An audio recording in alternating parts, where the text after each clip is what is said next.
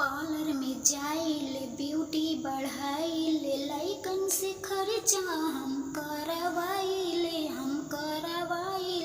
हो। पार्लर में जाइले ब्यूटी बढ़ाइले लइकन से खर्चा हम करवाइले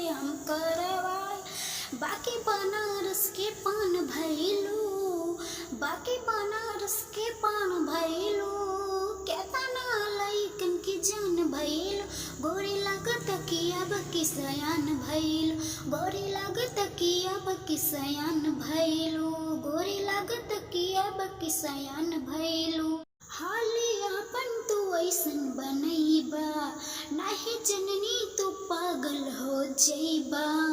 हाली अपन तू ऐसन बनैला नाही जननी तू पागल हो जइबा। आइला अंगना हम लेके हाथे छो